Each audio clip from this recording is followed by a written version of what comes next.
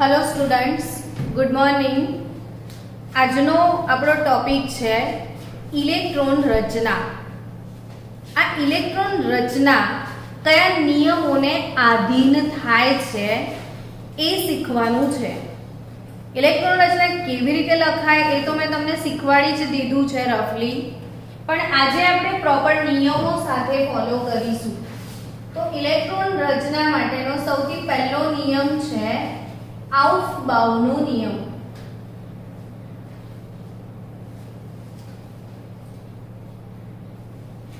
કયો નિયમ? આઉફબાઉ।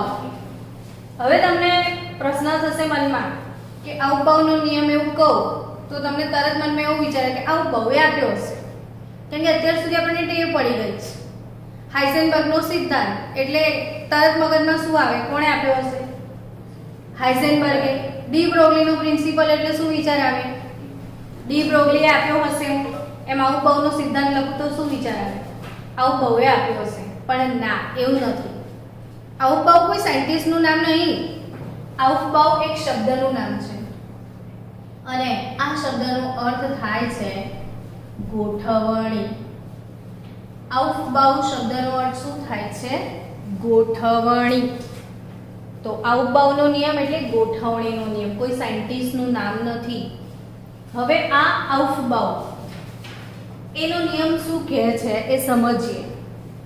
તમામ સ્ટુડન્ટ ધ્યાન આપજો કે એનો નિયમનું વિધાન છે કે ઇલેક્ટ્રોન સૌપ્રથમ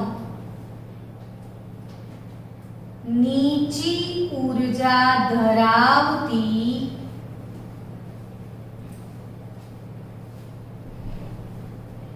કક્ષકમાં દાખલ થાય છે।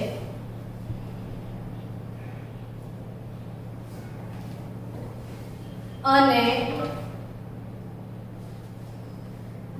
ત્યારબાદ ક્રમશઃ ઊંચી ઊર્જા ધરાવતી કક્ષકમાં જાય છે।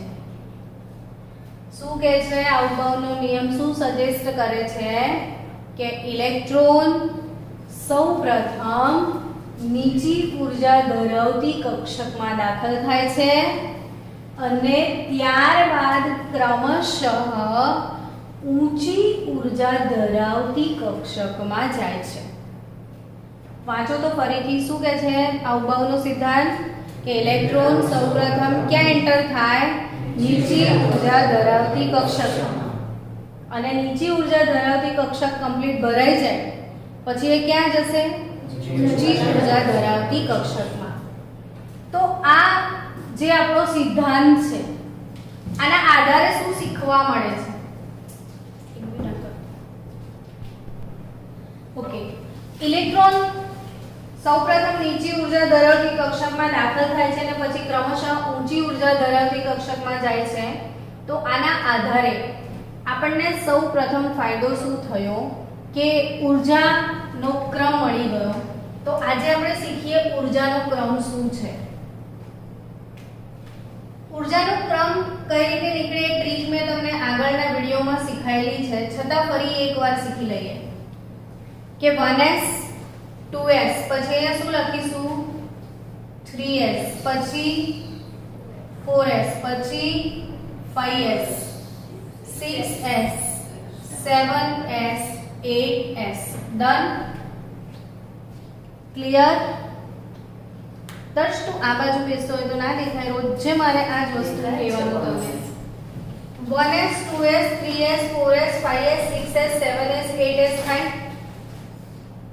હવે અહીંયા શું? તો કે હવે અહીંયા સેકન્ડ હું p લખું તો તમને ખ્યાલ છે કે પહેલી કક્ષામાં p કક્ષક હોય કે ના હોય? પહેલી કક્ષામાં p કક્ષક હોય કે ના હોય? તો p કયા નંબરથી ચાલુ થાય છે? બીજા નંબરથી। તો અહીં શું લખું? 2p 3p 4p 5p 6p 7p 8p done. હવે sp પછી કોણ આવે? d કયા નંબરથી ચાલુ? ત્રીજા નંબરથી. તો 3d 4d 5d 6d 7d 8d. Done. હવે કોનો વારો? તો f કયા નંબરથી સ્ટાર્ટ થાય? 4f 5f 6f 7f 8f. પછી g તો ક્યાંથી સ્ટાર્ટ થશે? 5g. પણ આપણે એટલી બધી બહુ જરૂર પડવાની નથી g સુધી, તો આપણે અહીંથી સ્ટાર્ટ કરીએ. હવે જો આને સિક્વન્સમાં અરેન્જ કરી દો તો આ સિક્વન્સમાં આવે છે. જો પેરેલલ લાઇન્સ બનાવી દો.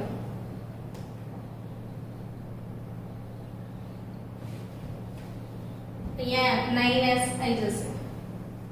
હવે આટલી લાઇન્સ ઇનફ છે આપણા માટે. હવે આ પેરેલલ લાઇન્સ નોટ શું થાય કે અહીંથી આ ઊર્જાનો ક્રમ બતાવે છે. એટલે 1s થી આમ જાઓ તો કોણ આવે? પછી 2s. 2s થી આમ જાઓ તો કોણ આવે? 2p અને 3s. ત્યાંથી આમ જાઓ તો કોણ આવે? 3p અને 4s. ડન. તો અહીંના નીચી ઊર્જા ધરાવતી કક્ષક કોણ? તો કે 1s થાય. 1s પછી ઊંચી ઊર્જા કોણ ધરાવે છે? 1s થી વધારે ઊર્જા કોની? 2s ની. પછી એનાથી વધારે કોનો નંબર આવે? 2p નો. 2p પછી કોણ આવે? 3s આવે. પછી કોણ આવે? 3p આવે. પછી કોણ આવે? 4s. પછી કોણ આવે? 3d આવે. પછી કોણ આવે? 4p. પછી 5s. પછી કોણ? 4d. 5s પછી 4d. 4d પછી 5p. પછી 6s. પછી 4f. પછી 5d. પછી 6p. then 7s and so on. Clear? તો આ ઊર્જાનો ક્રમ આ સમજવાનું છે કે અહીંયા નીચી ઊર્જા ધરાવતી કક્ષક કોણ છે? બોલો. તો કે 1s. નીચી ઊર્જા ધરાવતી કક્ષક કોણ છે? 1s. 1s થી ઊંચી ઊર્જા કોની? 2s ની. 2s થી ઊંચી ઊર્જા 2p ની. અર્થાત કે ઇલેક્ટ્રોન સૌથી પહેલા ક્યાં દાખલ થશે?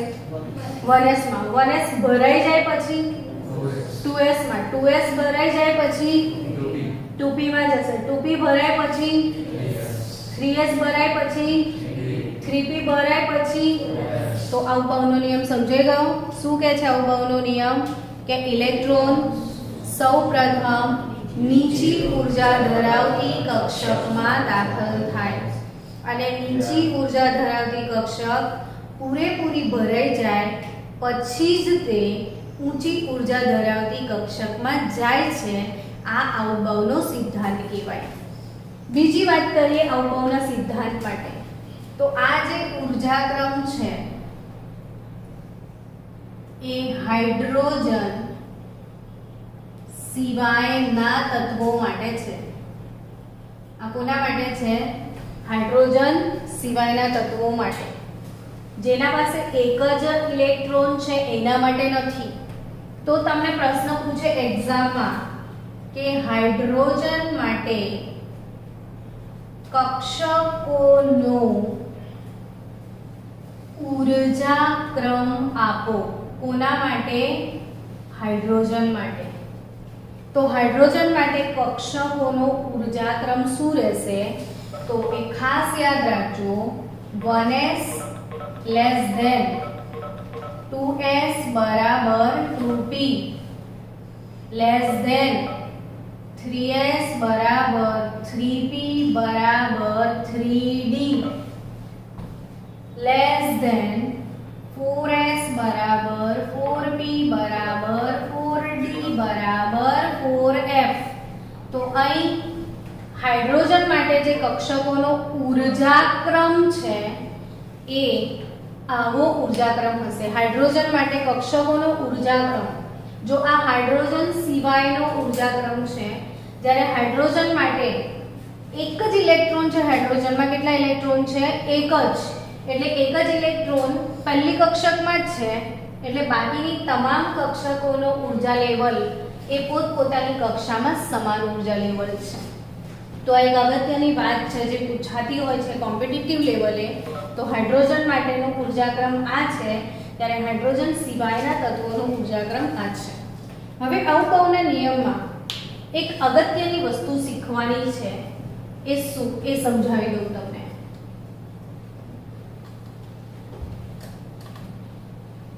કે હવે ધારો કે આટલો લાંબો ઊર્જાક્રમ તમને યાદ નથી રહેતો અને તમને એવું પૂછવામાં આવે છે પરીક્ષામાં કે 4f 5d 6p 1s 5f 4p 3d કક્ષકોનો ઊર્જાક્રમ જણાવો. આવો પ્રશ્ન ધારો કે પૂછાય છે કે આટલી કક્ષકોનો શું જણાવો? ઊર્જાક્રમ. તો તમે શું કરશો કે જે હમણાં મેં પેલી ટ્રીક આપી, ટ્રીક કઈ આપી? પેલું અરેન્જ કરવાની, યાદ રાખવાની ટ્રીક આપી. એ ટ્રીક તમે એક રફ પેજ પર લખી નાખશો, ત્યાંથી પેલો ઊર્જાનો ક્રમ કાઢી દેશો ને પછી એમાંથી જોઈને લખી નાખશો. પણ આટલું લાંબી પ્રોસેસ ફોલો નથી કરવી. તો એક શોર્ટકટ ટ્રીક છે કે ડાયરેક્ટ કેવી રીતે જાણી શકાય. તો કે હવે તમે ક્વોન્ટમ આંક શીખી ગયા છો, તો આ તમામ કક્ષકો માટે n અને l ક્વોન્ટમ આંક લખી નાખવાના. શું લખી નાખવાના? બધી કક્ષકો માટે n અને l. તો રુદ્ર તું ટ્રાય કરજે, આવડશે. અહીંયા n અને l ક્વોન્ટમ આંક કઈ રીતે કાઢશો એ સમજો. તો અહીંયા n ક્વોન્ટમ આંક જે છે એ કયો બોલો? આના માટે n શું? 4 થશે. અને f ઓર્બિટલ માટે l શું હશે? 3. ભૂલી ગયા? l બરાબર 0 એ કઈ કક્ષક માટે? s કક્ષક માટે. l બરાબર 0 એ p કક્ષક માટે, સોરી l1 p કક્ષક માટે. l બરાબર 2 d કક્ષક માટે. l બરાબર 3 f કક્ષક માટે. l4 sp,d,f, g. l5 sp,d,f, g, h. ખ્યાલ આવ્યો? તો અહીં n આનો 4 રહેશે, બટ એ f કક્ષક છે તો એનો l 3 થશે. ચલો આના માટે બોલો. n 5 છે તો l શું થશે? તો કે આનો l 2 થશે. આનો n 6, l શું બોલો? p કક્ષક છે ને, તો l વેલ્યુ 1. આ 1 છે તો s કક્ષક માટે l કેટલો હશે? 0. આનો મુખ્ય ક્વોન્ટમ આંક 5 છે, f કક્ષક માટે l વેલ્યુ 3 આવશે. આનો મુખ્ય ક્વોન્ટમ આંક 4 છે, p કક્ષક માટે l વેલ્યુ 1 આવશે. આનો મુખ્ય ક્વોન્ટમ આંક 3 છે, તો d કક્ષક માટે l વેલ્યુ 2 આવશે. હવે અહીંયા nl શોધવાથી શું ફાયદો થાય? તો n+1 rule, n+l rule apply કરી શકાય. નિયમ છે n+l કરવાનો. તો n+l લઈ લો. ચલો તો 4 ને 3 7, 5 ને 2 7, 6 ને 1 7, આ 1, 5 ને 3 8, 4 ને 1 5, 3 ને 2 5.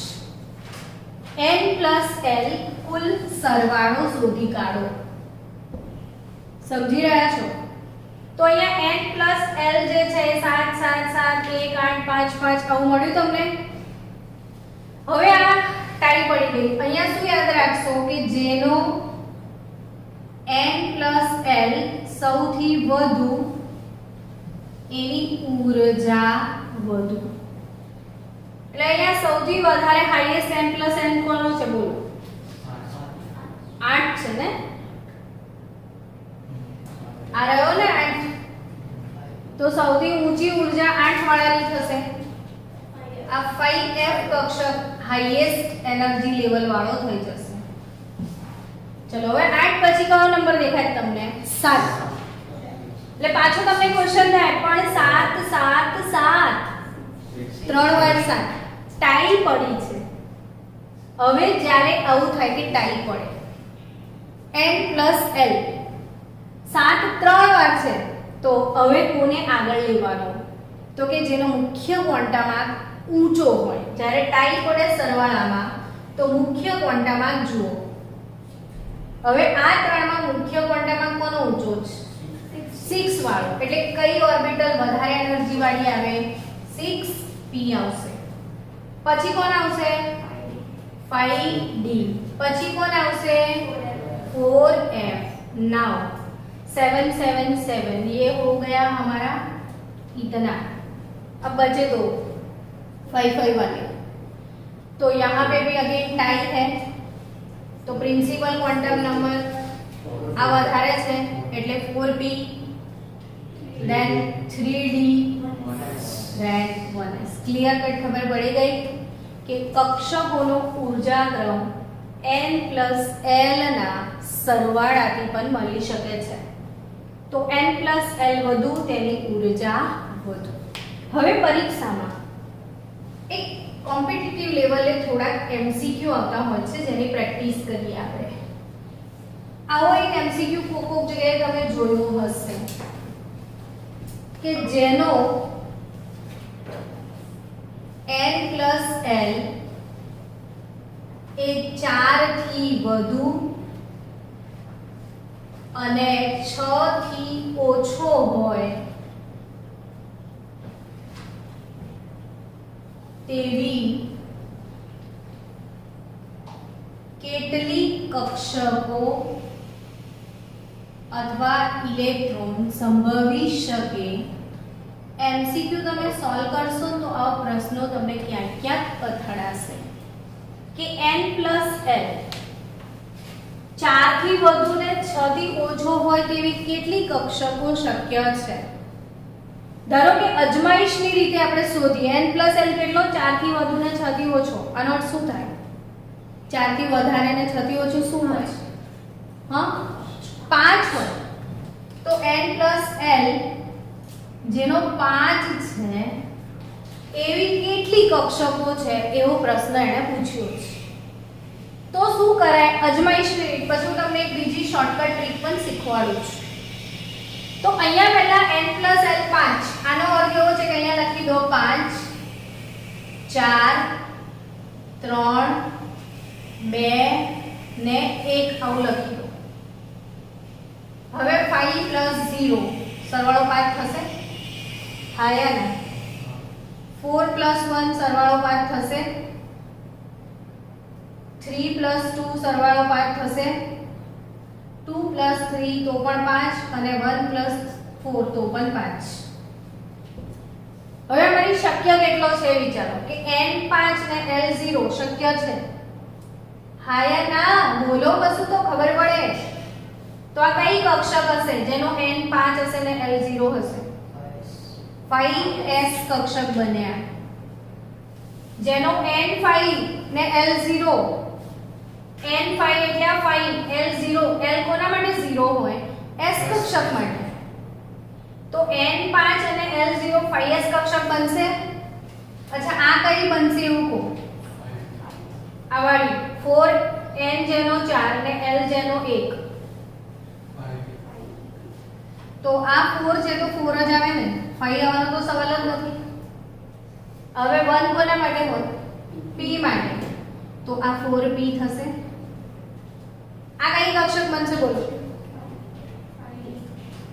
તો આનો n3 છે તો 3 અને આ d થશે તો આ 3d બનશે.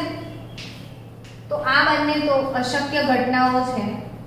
n હંમેશા l થી મોટો જ હોય. n જેનો 2 હોય l જેનો 3 હોય એ શક્ય નથી. આ પણ શક્ય નથી. એટલે હવે કુલ કક્ષકો કેટલી વિચારો? તો કે s જે છે એને એક જ પેટા પ્રકાર છે. p માં કેટલા પેટા પ્રકાર હોય? 3 અને d માં કેટલા હોય? 5. તો 5 ને 3 8 ને 1 9 કક્ષકો સંભવી શકે. તો જેનો n + l સરવાળો 4 થી વધુ ને 6 થી ઓછો હોય અર્થાત n + l 5 હોય એવી કેટલી કક્ષકો સંભવી શકે? તો કુલ 9 કક્ષકો સંભવી શકે. કુલ કેટલી સંભવી શકે? 9 કક્ષકો. હવે એથી આગળ વિચારીએ કે આ 9 કક્ષકો સંભવી શકે છે. ડન. તો આપણે વિચારો કે આને શોર્ટકટમાં અજમાઈશ વાળી રીત નથી લેવી મને. તો આને શોર્ટકટ કઈ રીતે સોલ્વ કરાવી શકીએ કે n + l = 5. તમે એવું ભણ્યા હતા કે l નું મૂલ્ય કેટલું? તો 0 થી n - 1 જેટલું. આવું ભણ્યા હતા. l નું મૂલ્ય કેટલું હોય? 0 થી n - 1. આનાથી n - 1 જેટલો જ l હશે. તો હવે અહીંયા n પ્લસ l ની જગ્યા પર શું મૂકી દો? n - 1 = 5 થઈ જશે. તો 2n - 1 = 5 થાય. તો 2n = 6 થશે. n = 3 થઈ જશે. n ની વેલ્યુ કેટલી આવી? 3. તો તમને ખ્યાલ છે કે કક્ષકોની સંખ્યા શોધવાનું સૂત્ર હતું n² અને ઇલેક્ટ્રોનની સંખ્યા શોધવાનું સૂત્ર છે 2n². તો અહીંયા n² એટલે 3 નો વર્ગ 9 અને 2n² એટલે 3 નો વર્ગ 9 દુના 18 ઇલેક્ટ્રોન એટલે 9 કક્ષકો અને 18 ઇલેક્ટ્રોન સંભવી શકે. 9 કક્ષકો અને 18 ઇલેક્ટ્રોન સંભવી શકે. લખી લો, સ્ક્રીનશોટ લઈ લો. હવે આપણે બીજો નિયમ શીખવા જઈ રહ્યા છીએ. કુંડનો મહત્તમ સ્પિન ભ્રમણ નો નિયમ. કયો નિયમ શીખવા જઈ રહ્યા છીએ? હુન્ડનો મહત્તમ સ્પિન ભ્રમણનો નિયમ. તો આ સ્પિન મલ્ટિપ્લિસિટીનો નિયમ શું કહે છે? તો હુન્ડ જે છે એનો નિયમ એવું કહે છે કે ઇલેક્ટ્રોન સમાન ઊર્જા ધરાવતી કક્ષકોમાં એવી રીતે ભરાશે કે જેથી તેની સ્પિન મહત્તમ બને. અર્થાત આ નિયમનો મતલબ પછી લખીએ એના પહેલા સમજીએ પછી લખીએ તો મજા આવશે. કે આ p કક્ષકો છે. કઈ કક્ષકો છે બાળકો? p કક્ષકો છે. હવે આ p કક્ષકોને 3 પેટા પ્રકાર છે: px, py અને pz. તો આ જે 3 પેટા કક્ષકોની ઊર્જા વિશે શું કહેવું છે? તો કે કોઈ પણ p જે છે એની 3 જે પેટા કક્ષકો છે એની ઊર્જા સમાન હોય છે. 3 ની ઊર્જા સમાન છે અને સમાન ઊર્જા ધરાવતી કક્ષકો એને ડીજનરેટ અર્થાત સમશક્તિક કક્ષકો કહેવાય. તો આ ડીજનરેટ કક્ષકો છે યાને સમશક્તિક છે. હવે આઉપાઉ અંકલે શું શીખવ્યું તમને? કે ઇલેક્ટ્રોન સૌથી પહેલા નીચી ઊર્જા ધરાવતી કક્ષકમાં દાખલ થાય. અર્થાત ઇલેક્ટ્રોન પહેલા 1s માં જાય. જો એક સિમ્પલ વાત કરીએ આપણે કે ઓક્સિજનની ઇલેક્ટ્રોન રચના લખવી છે. ઓક્સિજનનો પરમાણુ ક્રમાંક Z = 8 છે. ઓક્સિજનનો પરમાણુ ક્રમાંક કયો છે? 8. આનો અર્થ શું થાય? કે ઓક્સિજન જોડે 8 પ્રોટોન છે અને 8 ઇલેક્ટ્રોન છે. ઓક્સિજનમાં કેટલા ઇલેક્ટ્રોન છે? 8. હવે આ 8 ઇલેક્ટ્રોનનું વિતરણ કેવી રીતે કરવાનું? તો કે આઉટબાઉના સિદ્ધાંત પ્રમાણે સૌથી પહેલા કઈ કક્ષક હતી? 1s. 1s થી ઊંચી ઊર્જા કોની હતી? 2s. 2s થી ઊંચી ઊર્જા કોની હતી? 2p ની હતી. બરાબર. હવે સિદ્ધાંત પ્રમાણે આઉટબાઉના સિદ્ધાંત પ્રમાણે ઇલેક્ટ્રોન પહેલા ક્યાં જાય? નીચી ઉર્જા ધરાવતી કક્ષકમાં આ ત્રણમાં નીચી ઉર્જા ધરાવતી કક્ષક કોણ? 1s. એટલે ઇલેક્ટ્રોન પહેલા ક્યાં જાય? 1s માં. પણ s ની ઇલેક્ટ્રોન ક્ષમતા તો જણાવો.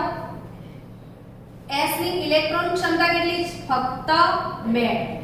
s માં 2 થી વધારે ઇલેક્ટ્રોન શક્ય નથી. અચ્છા, p ની ઇલેક્ટ્રોન ક્ષમતા 6. કેમ p ની 6 એ સમજાવો હવે. તો કે p ની અંદર 3 પેટા કક્ષકો છે. કોઈ પણ એક કક્ષકમાં કેટલા ઇલેક્ટ્રોન સમાવી શકાય? 2. તો p ની અંદર કુલ કેટલા ઇલેક્ટ્રોન સમાવી શકાય? 6. d ની અંદર કેટલા જશે? 10 અને f ની અંદર 14. આનાથી વધારે ઇલેક્ટ્રોન શક્ય નથી. તો સમજો કે s માં જશે પહેલા, પણ s માં 2 થી વધારે સમાવવાની શક્યતા નથી. હવે s ફૂલ થઈ ગઈ એટલે નીચી ઉર્જા ધરાવતી કક્ષક ફૂલ થઈ ગઈ. હવે ઇલેક્ટ્રોન ક્યાં જશે? ઊંચી ઉર્જા ધરાવતી કક્ષકમાં. કોણ આમાં ઊંચી ઉર્જા ધરાવે છે એમ કહો? 2s. એટલે હવે 2s માં જશે. પણ 2s ની બી ક્ષમતા તો 2 જ છે ને. 2 થી વધારે સીટ ખાલી નથી. એટલે ખાલી કેટલા લોકોને અહીંયા જગ્યા મળશે? ફક્ત 2 જ લોકોને. ચલો 2 લોકો ફરી અહીંયા બેસી ગયા. પણ હજી ઘરમાં કેટલા લોકો વધ્યા છે? 4 વધ્યા. કારણ કે કુલ ફેમિલી મેમ્બર કેટલા છે? 8. કેટલા લોકોની અરેન્જમેન્ટ થઈ? 4 લોકોની. હજી કેટલા લોકો વધ્યા? 4. તો p ની ક્ષમતા કેટલી છે? 6. પણ આપણે તો કેટલા લોકો છે? 4. એટલે આપણે અહીંયા p માં કેટલા ગોઠવી દઈશું? 4. તો આ આઉફબાઉનો નિયમ કહેવાય. આઉફબાઉનો નિયમ શું સમજાવે છે? ઇલેક્ટ્રોન પહેલા નીચી ઉર્જા ધરાવતી કક્ષકમાં દાખલ થાય છે અને ત્યારબાદ ક્રમશઃ ઊંચી ઉર્જા ધરાવતી કક્ષકમાં જાય. આ ફૂલ, પછી અહીંયા આવ્યો, આ ફૂલ, પછી અહીંયા આવશે. તો આ ક્લિયર? હવે આપણે કોની વાત કરી રહ્યા છીએ? તો કે હવે હુન્ડનો નિયમ આ સમજાવશે કે p ની અંદર જે ચાર છે એ ચાર કઈ રીતે ગોઠવવાના. તો p ની અંદર જે ચાર છે, હવે p ની અંદર પાછી 3 કક્ષકો આવશે. px, py અને pz. અને આ ત્રણે ત્રણ કેવી કક્ષકો છે? સમાન ઉર્જા ધરાવતી કક્ષકો છે. હવે એમાં આ 4 ઇલેક્ટ્રોન કેવી રીતે ગોઠવવાના? તો એ હુન્ડનો નિયમ શીખવાડશે. એ કોણ શીખવાડશે? હુન્ડનો નિયમ. તો હુન્ડનો નિયમ શું કહે છે કે શક્ય હોય ત્યાં સુધી ઇલેક્ટ્રોન અયુગ્મિત રહેવાનું વલણ ધરાવે છે. ઇલેક્ટ્રોનને કેવું રહેવું છે બાળકો? અયુગ્મિત. હવે કેમ અયુગ્મિત? તો કે સ્પિન મહત્તમ બનાવવા માટે. કઈ રીતે સ્પિન મહત્તમ બને આ સમજીએ. હવે અયુગ્મિત રહેવાનું વલણ એટલે શું? તો કે અહીંયા 2p4 માં ઇલેક્ટ્રોન પહેલા ક્યાં દાખલ થશે? મને સમજાવો કે આ ત્રણમાં શું લાગે છે? 4 ઇલેક્ટ્રોન છે ને, તો આમાં જ્યારે સૌથી પહેલો ઇલેક્ટ્રોન આવશે તો એ ક્યાં જશે? px માં, py માં કે pz માં? px માં. તો યાદ રાખો કે અહીંયા px, py કે pz કોઈ પણ માં દાખલ થઈ શકે. કોઈ પણ માં દાખલ થઈ શકે. કેમ બાળકો? જરૂરી નહીં કે એ px માં જ જાય. એ py માં બી જઈ શકે, pz માં બી જઈ શકે. કેમ? કારણ કે બધાની ઉર્જા કેવી છે? સમાન તો છે. એટલે તમે એવું એઝ્યુમ ના કરો કે અહીંયા જ પહેલા મુકાય. It is not necessary. અહીંયા પણ પહેલા આવી શકે, અથવા એ પહેલો અહીં પણ દાખલ થઈ શકે. સમજીએ? હવે ધારો કે પહેલો અહીં દાખલ થયો તો બીજો અહીં પણ દાખલ થઈ શકે, અહીં પણ થઈ શકે. એટલે બીજો ઇલેક્ટ્રોન ધારો કે અહીંયા આવ્યો તો હવે ત્રીજો અહીં આવશે, રાઈટ? હવે અગેન બીજો ક્વેશ્ચન થાય કે પહેલો અહીં આવ્યો છે આમ, તો બીજો અહીંયા આમ આવી જાય તો ના ચાલે. તો એ જ શીખવાડે છે હુન્ડ કે ના ચાલે. શું લખ્યું છે શક્ય હોય ત્યાં સુધી? અયુગ્મિક. અયુગ્મિક એટલે એકલો ઇલેક્ટ્રોન. અયુગ્મિક એટલે તો આ જગ્યા ખાલી છે ને, તો એ યુગ્મિક નહીં જ થાય. કેવો રહેશે? અયુગ્મિક. જ્યાં સુધી સીટ ખાલી છે ત્યાં સુધી એ કોઈના ઘરમાં રહેવા જશે. કારણ કે વિચારો, એક ઘરમાં બે ઇલેક્ટ્રોન છે તો ઝઘડો કેમ થાય? ઇલેક્ટ્રોન પર કયો વીજભાર હોય? ઋણ વીજભાર. આના પર બી ઋણ, આના પર બી ઋણ. ઋણ ઋણ વચ્ચે શું થાય? અપાકર્ષણ થાય. તો કોઈ શું કામ અપાકર્ષણ ફીલ કરવા જાય?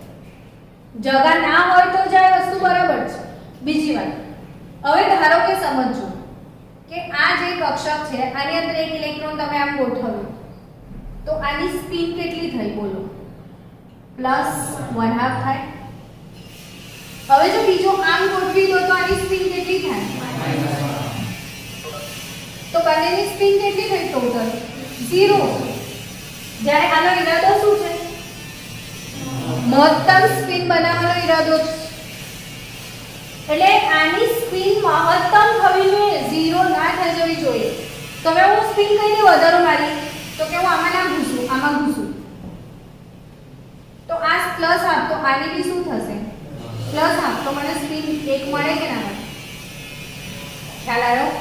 તો ઇલેક્ટ્રોન શું કરવાનો ટ્રાય કરે છે? પોતાનું સ્પિન મહત્તમ કરવાનો ટ્રાય કરે છે. એટલે અહીં આગળ ઇલેક્ટ્રોન પહેલા pz માં ગયો, px માં ગયો કે py ગમે તેમાં જઈ શકે છે.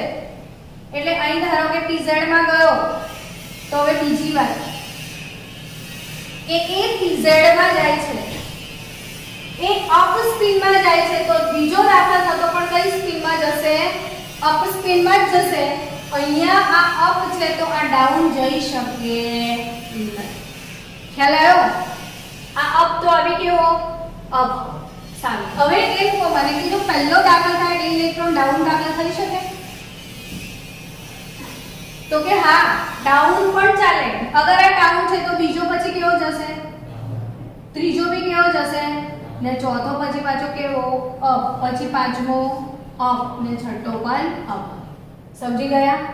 તો આ હતો હુન્ડનો મહત્તમ સ્પિન ભ્રમણનો નિયમ. હુન્ડનો મહત્તમ સ્પિન ભ્રમણનો નિયમ છે.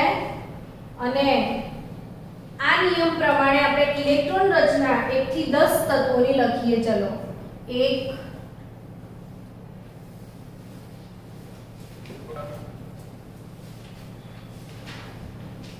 થી 10 તત્વોની ઇલેક્ટ્રોન રચના લખો.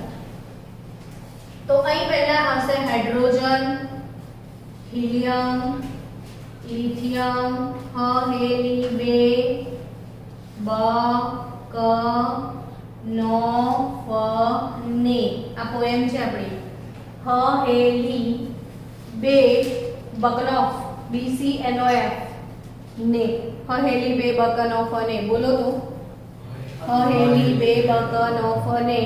Hydrogen, helium, lithium, beryllium, boron, carbon, nitrogen, oxygen, fluorine અને નિયોન. તો ઇલેક્ટ્રોન રચના શું લખાય બોલો? આની 1s, તો 1s 1 થઈ. આની શું? 1s 2. આની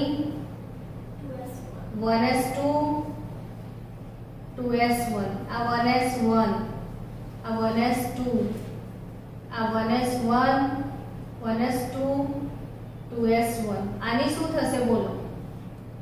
1s 2. હવે નવો દાખલ કરો, ડાઉન સ્પિન માં જશે એટલે 2s 2. આની શું થશે? 1s 2, 2s 2. હવે આ 2px આવશે તો 2px 1. આની આ સેમ, આની બનાવી દઈએ હવે આપણે અહીંયા. કાર્બન, નાઇટ્રોજન, ઓક્સિજન, ફ્લોરિન અને નિયોન.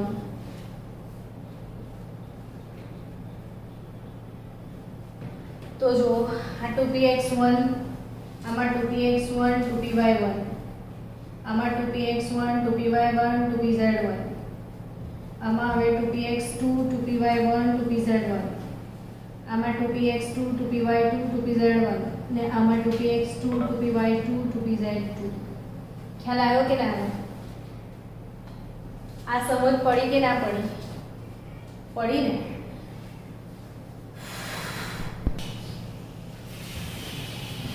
આવું ગુણ પછી સ્ટુડન્ટ્સ ત્રીજો નિયમ છે પૌલીનો સિદ્ધાંત.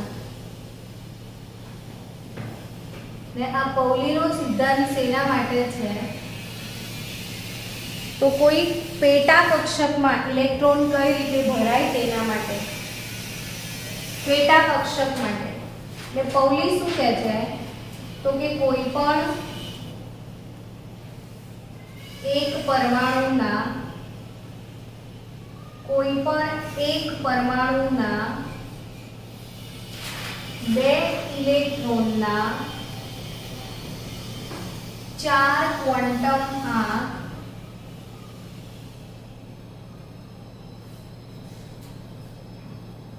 સમાન હોઈ શકે નહીં. શું કહે છે પૌલી? કે કોઈ પણ એક પરમાણુના બે ઇલેક્ટ્રોનના 4 ક્વોન્ટમ આંક શક્ય સમાન હોઈ શકે નહીં. ફોર એક્ઝામ્પલ, ધારો કે તમને આવો પ્રશ્ન પૂછાય કે સોડિયમના સંયોજકતા ઇલેક્ટ્રોનના 4 ક્વોન્ટમ આંક લખો. સોડિયમની વાત કરીએ. કેટલા બાળકોને યાદ છે સોડિયમનો નંબર કયો છે? 11 નંબર છે. એની ઇલેક્ટ્રોન રચના શું થશે? તો કે 1s પછી કઈ કક્ષક આવે? 2s પછી કઈ આવે? 2p ને પછી કઈ આવે? 3s. તો 1s2 2s2 6 ને આ 3s1. તો અહીં આગળ સોડિયમ Z બરાબર 11 3s1. આ 3s કક્ષકની વાત છે. કઈ કક્ષકની વાત છે? 3s કક્ષકની વાત છે. આ સંયોજકતા એટલે સૌથી છેલ્લી કક્ષા હોય ને એને કઈ કક્ષા કહેવાય? સંયોજકતા કક્ષા. લાસ્ટ ઓર્બિટ ને. આની લાસ્ટ ઓર્બિટ જો 3 નંબર છે. આ પહેલી કક્ષા છે, આમાં આ બીજી કક્ષા છે, આ બીજી કક્ષા, આ પહેલી કક્ષા ને આ કઈ? ત્રીજી કક્ષા. ત્રીજી કક્ષા એની કઈ કક્ષા છે? સંયોજકતા કક્ષક. અને એની સંયોજકતા કક્ષકના 4 ક્વોન્ટમ આંક લખવાના છે. એટલે આ થઈ તમારી 3s1. હવે આ 3s હોય તો આમાં ઇલેક્ટ્રોન અપ પણ હોઈ શકે અથવા ડાઉન. એક જ ઇલેક્ટ્રોન છે ને, તો મે બી અપ હોઈ શકે અથવા મે બી ડાઉન પણ હોઈ શકે. એક ઇલેક્ટ્રોન પ્લસ યા માઇનસ જ હશે. આ રીતે જ હશે. હવે એને 4 ક્વોન્ટમ આંક શીખવાડો. ચલો મને લખતા. આનો મુખ્ય ક્વોન્ટમ આંક કેટલો લખાય? 3 લખાય. પછી આનો 0. પછી આનો 0. આ L0 તો M0 જ. અને સ્પિન ક્વોન્ટમ આંક પ્લસ હાફ યા તો માઈનસ હાફ. આવું થાય. હવે માની લો કે આમાં 3s2, ચલો એને છોડો, આનું વિચારો. હવે 1s2 નું વિચારો. તો આમાં 2 ઇલેક્ટ્રોન છે, બરાબર? તો આ 2 ઇલેક્ટ્રોનના ક્વોન્ટમ આંક લખો તો n l m ને s. આ ઇલેક્ટ્રોન 1 માટે n કેટલો લખાશે? આમાં n કેટલો હશે? હું આ કક્ષક માટેની વાત કરું છું, 1s માટે. તો 1 l શું હશે? 0. m શું હશે? 0. તો s શું હશે? Plus half. ચલો બીજા ઇલેક્ટ્રોન નું લખાવડાવો. તો આનો n1 l0 m0 but s minus. આનો મતલબ શું થયું? કારણ 3 તો સેમ થઈ ગયા. આ બંને ઇલેક્ટ્રોનના 3 ક્વોન્ટમ આંક સમાન થયા કે ના થયા? બટ ચોથો નથી થયો. એટલે હંમેશા સમાન થઈ શકે તો કેટલા? 3. ચારે 4 સમાન હોઈ શકે. જો ચારે 4 સમાન કરવા છે તો આ બી પ્લસ હાફ કરવો જ. તો આ ઇલેક્ટ્રોન આ રીતે ગોઠવાશે. શું એ શક્ય છે? એક અપ હોય તો બીજો ડાઉન જ હોય છે, એટલે આવું શક્ય નથી. એટલે અહીંયા આગળ આનો મતલબ હવે સમજમાં આવશે કે શું લખ્યું છે કે કોઈ પણ એક પરમાણુના બે ઇલેક્ટ્રોનના 4 ક્વોન્ટમ આંક સમાન હોઈ શકે નહીં. એનો અર્થ શું થાય કે બીજી રીતે કહીએ તો કોઈ પણ પેટા કક્ષકમાં 2 થી વધુ ઇલેક્ટ્રોન સંભવી શકે નહીં. એટલે ટૂંકમાં કોઈ પણ એક પેટા કક્ષકમાં ફક્ત વધારેમાં વધારે 2 જ ઇલેક્ટ્રોન સમાવી શકાય, 2 થી વધારે સમાવી શકાય નહીં. તો આ 3 નિયમો આઉટબાઉ, પાઉલી અને વુન્ડ એ ઇલેક્ટ્રોન રચના માટેના નિયમો છે. તો આ 3 નિયમો અહીંયા પૂરા થાય છે.